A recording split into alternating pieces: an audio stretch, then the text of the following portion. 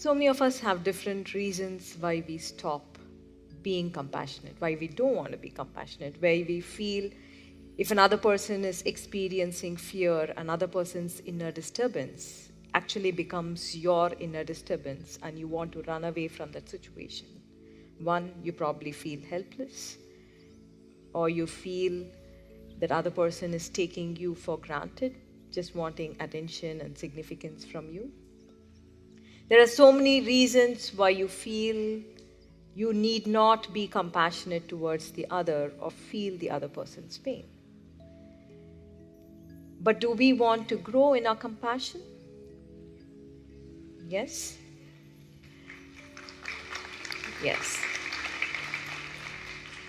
But if we look at one thing that separates us or stops us from being compassionate towards the other, is to feel that we are different from the other.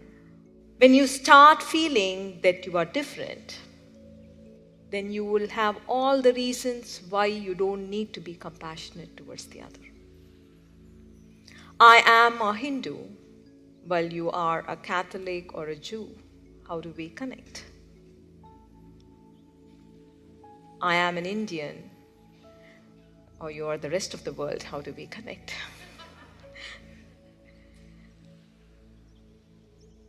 I am very spiritual, or the other is not very spiritual. How do we connect? I am very evolved. The other is not very evolved. How do we connect? Or I am awakened, and the other is not awakened. How do we connect? We hold on to our superficial differences as much as possible, so that we are able to stop ourselves from connecting to another. I am an adventurer, the other prefers solitude. How do we connect? I like to be with people, the other person likes to be in solitude. How do we connect?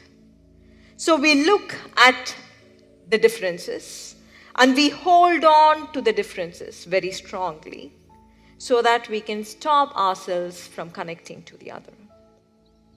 As Isha said, I am spiritually evolved. The other person is still wallowing in suffering. Why should I connect? But once this virus of feeling separate, this virus of feeling that you are superior takes control of you, then you enter into a place of judgment. Once you feel you are separate, once you feel you are superior to the other, then you begin to judge another. And from that space of judgment, your actions would be divisive. Your actions would only create further suffering. It would not help another person move away from suffering. So your separation-driven consciousness, which is at the basis of your thinking, your separation-driven mind, makes you feel separate, makes you feel superior, and also makes you judge another, strengthening your separation-driven consciousness, separation-driven mind. And that from that place of feeling separate, you actually perform actions that cause further division in the world around you. We might believe that this separation-driven consciousness is only seen in individual conflict. But if we actually open our eyes of wisdom and see very clearly, this separation-driven mind is responsible for all the war and all the suffering that we see around us. This separation-driven mind is responsible for all the pain that we see around us. The leaders of countries, the leaders try to separate themselves as belonging to one particular ideology, as belonging to one particular culture, or dividing and separating in the color of the skin, and then separating the other, and all the actions that flow from that separation-driven consciousness leads to further division and further separation in the world. It is this same separation-driven consciousness that is underlying all religious and communal conflict. We hold on to be belonging to one separate God, one separate scripture, or one separate idea of heaven. And then, because you feel separate, you feel your God is superior to other gods, and there is conflict. You feel your scripture is superior to other scriptures, and there is conflict. Or your idea of heaven is more superior to the other's idea of heaven.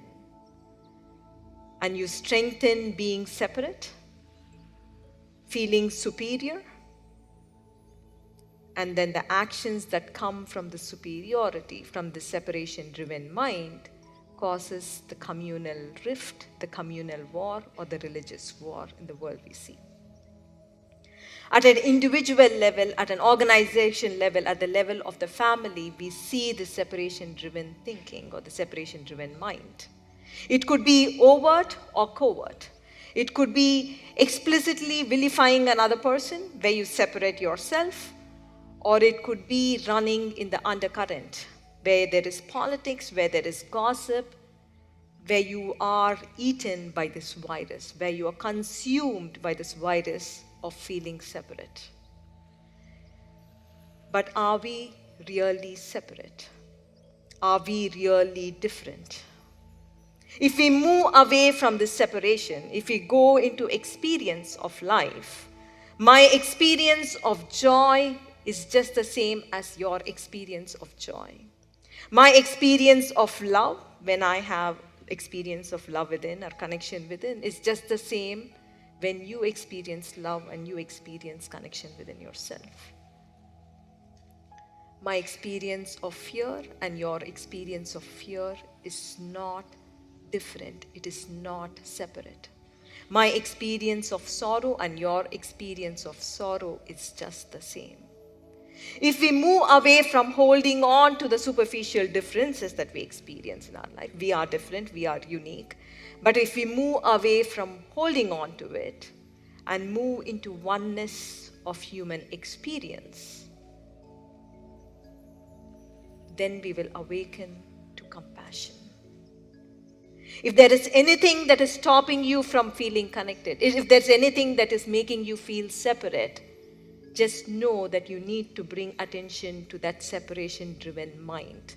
Because it is this separation-driven mind that is responsible for all war, that is responsible for all conflict that you see in the world. It is this individual consciousness that is flowing out in the world.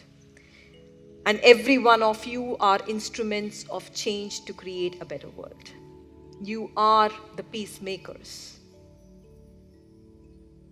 So if there is anything that is making you feel separate, just know it is causing greater suffering in this world.